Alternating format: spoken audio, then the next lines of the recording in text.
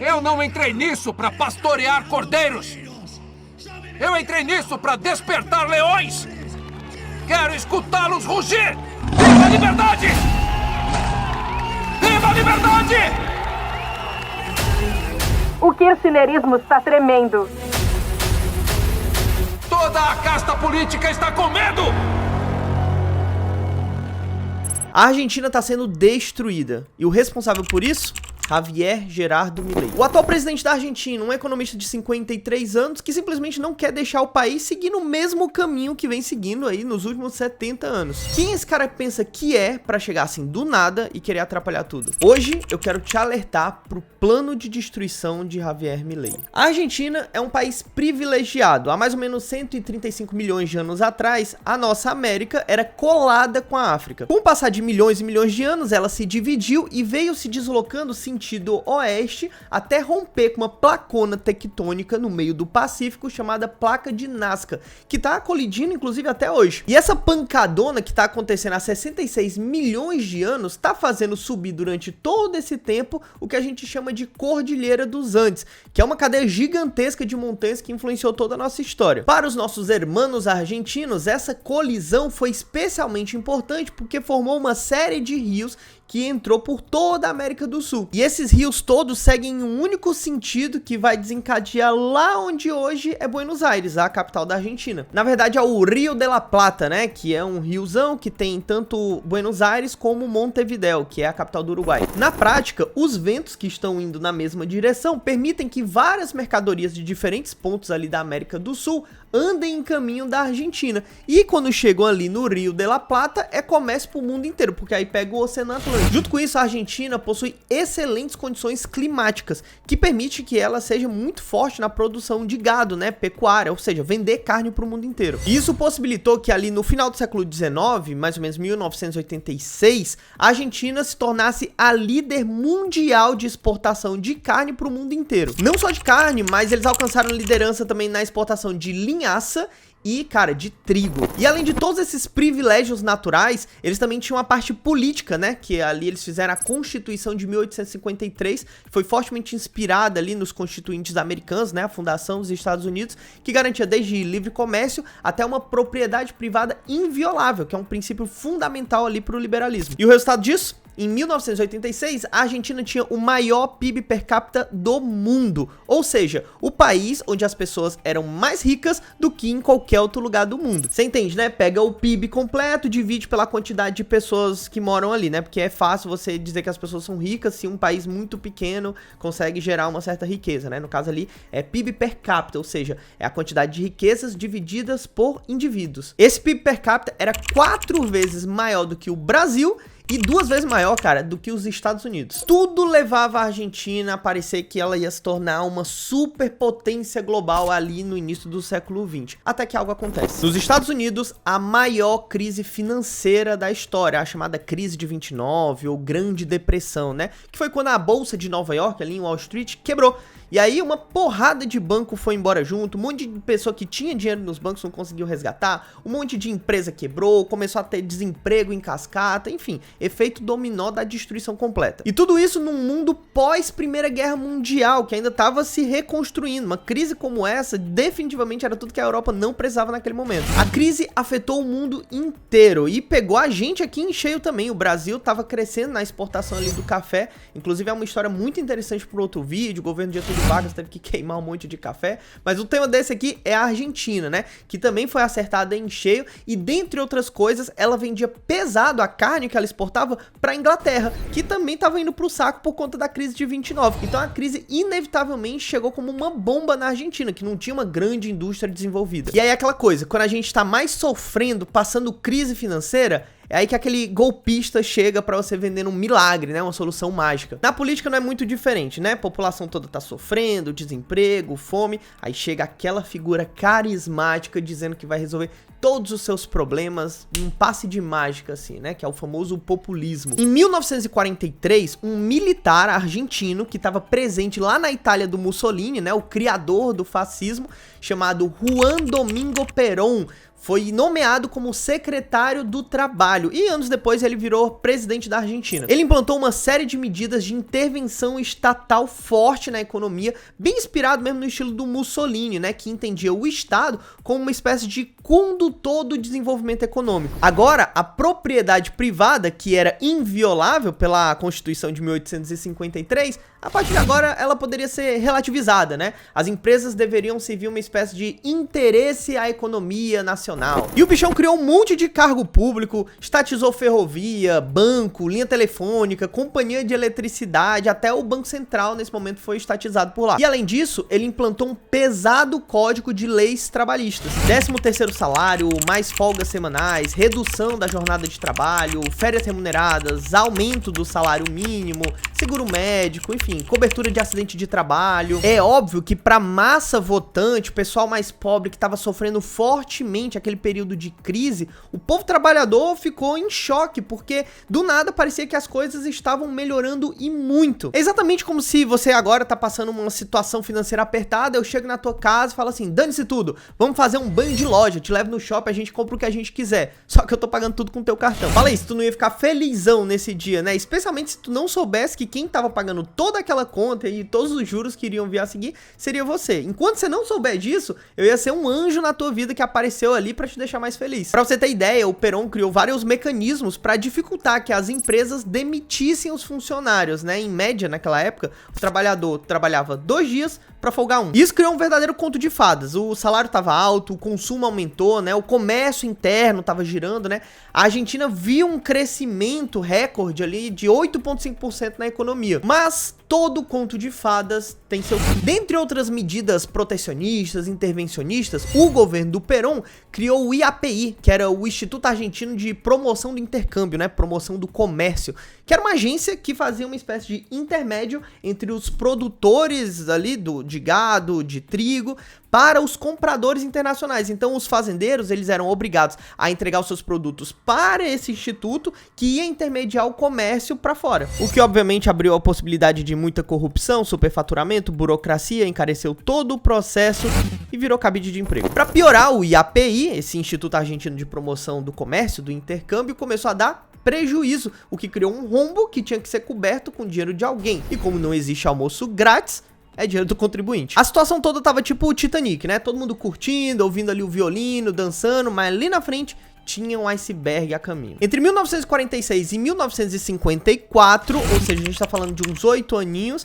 a exportação de carne caiu de 296 mil para 167 mil toneladas. Nesse mesmo período, a participação dos argentinos no comércio internacional de carne, né, caiu de 40% para 19%. Tá entendendo? Ele foi perdendo competitividade no mercado internacional, porque o produto começou a ficar mais caro, investir começou a ficar mais arriscado, porque quem que vai contratar funcionário se tem o risco de não poder demitir depois, né? E nesse mesmo período, a participação da Argentina na exportação do trigo, né, na venda do trigo, caiu de 19% para 9%. E ao mesmo tempo, nesse período, ali entre 1945 e 1955, então uns 10 anos de diferença, enquanto o dinheiro estava parando de entrar, o número de funcionários públicos saiu de 200 mil para 395 mil, ou seja, praticamente dobrou. Na prática, o país estava empobrecendo, mas os custos estavam aumentando. A solução disso seria, teoricamente, cortar custos, né? Mas quando que um populista vai pensar em cortar custos, né? Então, para garantir a boa impressão da massa votante, né,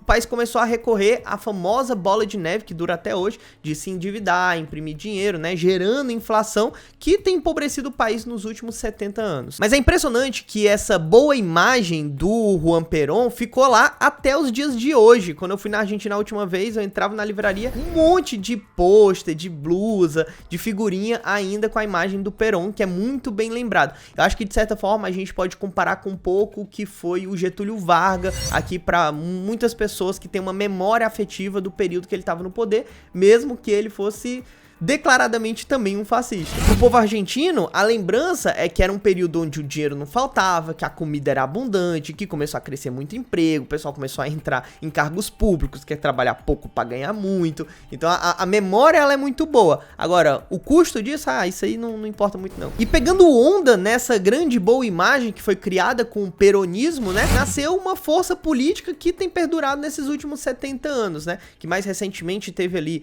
o Néstor Kirchner, né, né, a Cristina Kirchner e o mais recente presidente agora, né, antes do Milei, Alberto Fernandes. Durante todos esses anos, a Argentina se tornou a maior devedora do mundo no FMI. Algo entre 40 a 57% da população passou a viver abaixo da linha da pobreza. Sua inflação atingindo 3 dígitos, ou seja, a moeda perdendo praticamente 100% do valor ou mais a cada ano, né? A moeda argentina não para de se desvalorizar, né, em níveis alarmantes, e as reservas de dólar no país, que teoricamente dá uma segurança econômica para investidores internacionais, essas reservas estão hoje no negativo. E um país que tem as reservas em dólar no negativo, o dólar como uma moeda que tem mais credibilidade perante a comunidade internacional, a moeda desse país se torna altamente sem credibilidade, né, já que não tem nenhuma ilusão sequer de algum lastro. E essas situações que tiram a credibilidade da moeda de um país viram uma verdadeira bola de neve. Quanto menos credibilidade você tem, menos alguém vai querer comprar sua moeda, mais caro você vai ter que pagar para fazer comércio internacional. O governo então tem que aumentar os juros para estimular que alguém te empreste algum dinheiro. Os juros altos sempre vai travar uma economia, né, que vai passar a produzir menos empresas vão nascer, mais desemprego, porque as empresas vão começar a ter que demitir mais, né, e a população começa a ver os preços subindo. Aí o político populista que não quer perder popularidade, não quer perder voto, acaba subsidiando os custos das coisas que deveriam estar subindo de preço, mas agora o governo vai intervir pagando uma parte, fazendo uma falsa ilusão de que aquilo continua barato. Só que esse dinheiro vem da onde? Imprimindo mais dinheiro, contraindo mais dívida, fazendo a população inteira empobrecer, porque quanto mais papel moeda tá circulando na economia, menos aquele dinheiro vale no bolso de qualquer pessoa, inclusive aquele que tá debaixo do colchão da vovozinha, entendeu? E o mais preocupante é que quanto mais uma população empobrece, mais ela se torna refém desses subsídios, de ajudas, assistencialismos, ou seja, ela se torna refém do governo. O problema é que se você for um político que não quiser jogar conforme essa música, você vai ter que cortar gastos públicos, você vai ter que comprar briga com funcionário público no país inteiro, correr o risco de ser odiado pela população e pelos políticos mais poderosos. Ninguém estava disposto a passar por isso. Quer dizer, quase ninguém. Javier Milei é um economista libertário, um professor que ganhou notoriedade sendo especialmente comentarista e palestrante sobre política e economia. Bom, se não conseguirmos um partido, vamos ter que construir um do zero. Eu sou Javier Milei, o liberal libertário. Estamos na esquina da Lacrosse com a Cabildo, afiliando pessoas. Filho de um motorista de ônibus, ele que já foi goleiro de futebol, já teve banda de rock, né? E é um economista, inicialmente tinha como plano ficar bem longe da política. À medida que as suas ideias foram ganhando popularidade, mais e mais as pessoas começaram a divulgar esses pensamentos de combate a privilégios e defesa da liberdade. Como consegue dormir à noite? Você acha que seria mais fácil me envolver com essa coisa que detesto ou continuar vivendo de palestras? Mas você não poderia dar um passo atrás? Não posso. Não posso. Eu vivo andando pelos lugares e as pessoas me dizem, obrigado por abrir meus olhos. Vou dizer isso literalmente. Eles me dizem, tire eles a pontapés. A batalha cultural se esgotou no meu caso. Tenho que passar a enfrentar frente a frente esses caras. Em sua primeira campanha eleitoral, ali em 2021, para deputado, né, ele encontrava uma Argentina extremamente empobrecida e muito, mas muito acostumada com essas medidas assistencialistas, esses subsídios, né? Só que ele chegou com um discurso completamente diferente. Eu pensei que eu ia entrar num QG e ver pesquisas por todo lado e um monte de gente fazendo cálculos, estudos eleitorais e territoriais, resultados do Focus Group. Quando eu cheguei lá, a Kari me disse, não, Santiago, não temos nada disso. Não temos dinheiro para fazer pesquisas, não temos dinheiro para fazer estudos, nós vamos administrar com as nossas convicções, vamos dar nossa mensagem às pessoas, vamos fazer a campanha a plenos pulmões e que seja o que Deus quiser. Como não tínhamos recursos, tivemos que usar muita criatividade e a usamos de todos os lados. O comício de sábado me deixou com a voz fraca, mas... O leão ruge! É isso. Vamos! Por isso peço que continue nos acompanhando nesse ato histórico, porque vamos acabar dando a volta por cima nessa história de decadência para voltarmos a ser uma potência mundial. Obrigado por se juntar a nós e viva a liberdade! Foi dito que somávamos 5%. Mas à medida que ele ganhava popularidade com o público, ele ganhava inimigos na política e na imprensa. Aquele dia foi impressionante. Você olhava no palco e se perguntava de onde veio tanta gente. Não havia ônibus, comitivas, nem pessoas pagas. Eram cidadãos que tinham vindo para ouvir o que estávamos propondo.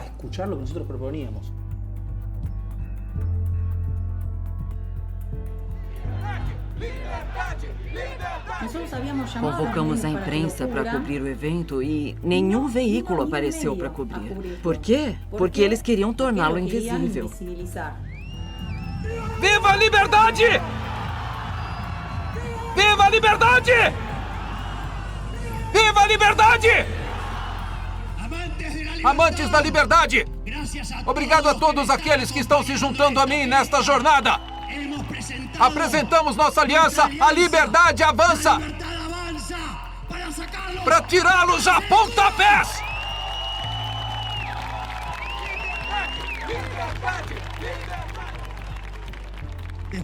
Depois de tantas traições, de infiltrados, maletas voadoras, encenações, microfones disfarçados, quero que saibam que agora nós estamos em primeiro lugar. Nós que trabalhamos, nós que nos matamos de trabalhar.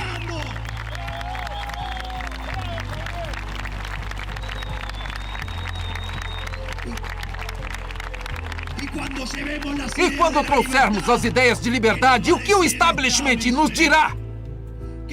O que os políticos nos dirão?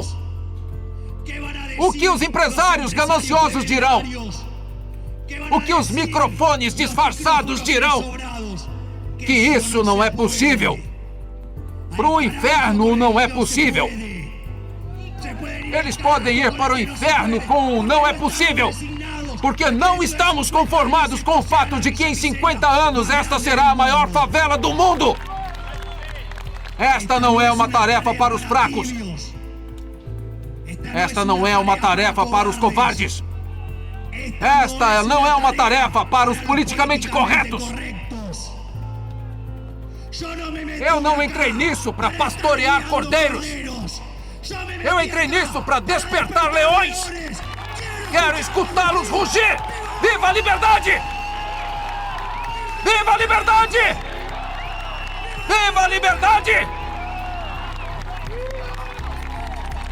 Milei assumiu uma postura combativa a essa casta política, né? Ele foi agressivo nos seus discursos, mas não prometeu milagre ou solução fácil, não. Pelo contrário, ele ofereceu um remédio amargo para os problemas tão profundos que assolavam ali a Argentina há quantos anos, né? E declarou objetivos bem polêmicos, né? Dolarizar a economia, fechar Banco Central, enxugar gastos e cortar privilégios, né? E foi por muito tempo retratado pela mídia como uma piada. Isso que estamos vendo de Javier Milei é ficção, fogos de artifício. Isso não se traduz em votos. Quando formos ver os votos... Espera, o governo dá mais de 10 pontos para Milei. Que? Levou muita gente pra praça. Viu o que estava falando? Eram 5 mil. A Cristina levou 500 mil. Sem aparatos, sem Não nada. se precipite. Sem recursos, Isso nada. não existe em política. Sem bônus. Isso não é nada. Arrancada liberal. Arrancada liberal? Arrancada liberal. Arrancada liberal? Tem coragem de dizer isso? Tenho coragem de dizer. Arrancada liberal? Jogue fora a pesquisa! O kirchnerismo está tremendo. Olha a pesquisa! Arrancada liberal! Arrancada liberal! Olha, todo mundo está assistindo. Como essas pessoas são convocadas? Primeiro ele se tornou deputado e depois ali em 2023, concorrendo diretamente com Maurício Macri, que era o candidato do governo, né, ali do Alberto Fernandes, ele finalmente se tornou presidente da Argentina. Desde então, muita gente quer saber como anda a economia da Argentina na era Milei. Eu considero que o primeiro grande mérito aqui foi especialmente educacional. Ao assumir, ele fez questão de deixar claro que essas medidas seriam para corrigir problemas que já aconteciam há mais de 70 anos e elas seriam duras e levariam algum tempo para surtir efeito. Ele disse com todas as palavras, no hay plata, que é tipo, não tem dinheiro. No hay plata. Além disso, o seu ministro da Economia, o Luiz Caputo, foi na televisão logo na primeira semana e anunciou medidas para que essas coisas acontecessem num tom extremamente realista. Para um momento tão difícil como este que estamos enfrentando. Definitivamente estamos frente a la peor herencia de nuestra historia. O Milei já chegou cortando 7 mil funcionários da folha de pagamento ali da Casa Rosada. Ele cortou também os repasses não obrigatórios que a União fazia para as províncias, né? Muitas vezes era dinheiro utilizado para sustentar o populismo, sem precisar que o governador se queimasse aumentando impostos, por exemplo. Se quer fazer obra, se quer fazer gasto, você vai ter que arrecadar de alguma forma. Então você que vai colocar a tua imagem aí. Ele também suspendeu o orçamento para a publicidade do governo, né, em veículos de comunicação, ou seja, a partir de agora o governo vai ficar gastando para ficar fazendo propaganda dele mesmo. Ele também fechou metade dos ministérios, né, era 18, caiu para 9, né, e as secretarias que eram 106 caíram para 54, então tudo cortado ali meio que na metade. Ele também cancelou a anunciação de novas licitações por obras públicas que não sejam urgentes, né? Ou seja, não vai ter obra pública enquanto a gente não tiver dinheiro para isso. Mas o que pegou pesado foi porque ele também tirou os subsídios que o governo tinha, né, em energia e transporte, ou seja, algo extremamente impopular, porque a população já sente na hora os preços aumentando, entendeu? Mas aí é aquela coisa que eu te expliquei, né? O dinheiro não cai do céu, então para pagar esses subsídios e deixar os serviços mais baratos, eles precisavam imprimir mais dinheiro, que fazia mais inflação, fazendo todo mundo empobrecer. Internacionalmente falando, o Milei ganhou uma projeção mundial, né? Especialmente agora recente, quando ele fez um discurso mais famoso ali do Fórum Econômico Mundial em Davos. Inclusive, eu já fiz um vídeo falando sobre esse momento histórico. Depois que você terminar esse daqui, você pula pra lá pra você dar uma olhada que eu fiz uma análise. Mas e aí, no final de tudo isso, tá dando resultado ou é só papo, né? Esse vídeo tá sendo gravado em março de 2024, então o que você vai ver aqui é um retrato da realidade até o atual momento. O que mais se vê na mídia tradicional é a seguinte notícia: a Argentina passa Venezuela e tem maior inflação da América Latina. Aí você pensa assim, se você ganhasse um salário todo mês, mas você não precisava pegar transporte pro teu trabalho porque o teu vizinho te dá carona todo dia. Até que um dia você descobre que silenciosamente, quando você tava dormindo, todo dia esse vizinho ia te roubar um pouquinho na tua casa, né? E aí você, revoltado, óbvio, se muda daquele lugar e vai ficar bem longe dele, né? No primeiro momento, a primeira coisa que você vai sentir na segunda-feira é que você vai ter que gastar para poder se deslocar para o trabalho. O benefício de não ser roubado só vai ser sentido no decorrer dos anos. E aí você pensa isso na escala de um país, né? Que tem subsídio do governo, cria emprego artificial, transporte fica mais barato porque tá empobrecendo a população inteira, conta de energia tá mais barata, né? E é óbvio que isso seria utilizado como arma política da imprensa, dos opositores contra o cara. E essa é a melhor hora também para fazer isso, que é a hora exatamente do choque. E é muito difícil que a população, especialmente mais humilde, consiga entender esse tipo de apelo. Mas até que o Milei tá se surpreendendo. Como eu falei, boa parte da campanha dele se passa num contexto educacional, de estar conversando com a população e estar explicando de fato o que tá acontecendo. Frequentemente tem sido falado que, cara, quer melhorar o câmbio? Precisa parar de imprimir dinheiro, precisa parar de se endividar, tem que cortar gastos o quanto puder para voltar a ter reserva em dólar, né, que é uma coisa que eles têm reservas hoje negativas, e tudo isso dói muito para a população. Então sim, há uma explosão na inflação que era esperada, porque cortou todos esses subsídios, então as coisas de fato estão ficando mais caras lá para o cidadão da Argentina, né? E o mais perigoso aqui é que isso tem um efeito meio que de bomba relógio. Porque nos primeiros meses de um governo é onde o governante goza da maior aceitação, da maior popularidade, né? E a população tá esperando esse tipo de medida que dê mais um choque, né? Como, por exemplo, o de cortar na carne ali, né? Das pessoas sentirem ali a falta dos subsídios. O problema é que quanto mais o tempo passar, mais a imprensa, mais opositores vão utilizar isso como uma arma política, e pro cara que tá passando necessidade, que tá sem emprego, que tá com fome, a comida tá cara, não tá dando pra comprar as coisas, cara, não tem conscientização que aguente. Então os efeitos disso precisam acontecer para o Milei se provar para essa população. E é nessa hora que a população inteira tá sofrendo, sentindo os efeitos mais fortes desse choque aí do conto de fadas que era insustentável, é que aparece a tentação do discurso populista, que vai chegar com uma solução para agradar no curto prazo e continuar afundando o país mais para frente. Pra gente entender melhor em números os efeitos do governo Milei nesses primeiros 3 meses, né? O Alberto Fernandes, que era o antigo presidente, passou o governo com uma reserva de 11 bilhões de dólares negativos. Aí dá uma olhada aqui nesse gráfico, né? Nesses primeiros 3 meses eles saem dos 11 bilhões de dólares negativos na reserva de dólares nacional para 4 bilhões de dólares negativo. É o ideal? Não é, mas seguindo esse caminho, em 2, 3 meses as reservas voltam a ficar positivas, que é o primeiro passo. O que também pode permitir acabar com aqueles controles de preço no dólar, né? Acabar com um negócio de dólar blue, dólar Coldplay, dólar sei lá o que rolava muito isso para evitar que a população de fato comprasse. Eram várias travas do governo para que as pessoas não tivessem acesso a comprar o dólar direto. Então nascem vários dólares paralelos, né? Esse dólar blue é o câmbio paralelo, o câmbio clandestino, digamos assim. Então o que o governo espera é voltar a ter essas reservas para justamente liberar e não ter mais esse tipo de controle. Inclusive, dependendo do momento que você estiver assistindo esse vídeo, se você quiser aproveitar agora para comprar dólar, eu vou deixar no link da descrição aqui a corretora que eu utilizo para comprar dólares no preço de dólar comercial, que é o dólar mais barato que tem. Geralmente essas casas de câmbio vendem no preço de dólar de turismo, né? Então eu vou deixar o link aqui embaixo para você comprar esse dólar mais barato. Além da questão das reservas de dólar, tem também a base monetária, né? Que caiu 25% nesses últimos 3 meses, ou seja, tá enxugando a quantidade de pesos em circulação na economia, né? É a chamada contração da base monetária. Aí um contexto bem importante, né? O Dollar Index é uma conta feita para avaliar o preço do dólar real, sem precisar ficar comparando com uma única moeda em específico. Porque, tipo assim, se a gente aqui fala assim, o dólar subiu, isso pode significar que, de fato, o dólar tá se valorizando ou que o real tá se desvalorizando frente ao dólar, certo? Então o Dollar Index faz uma espécie de comparativo com uma cesta de várias moedas internacionais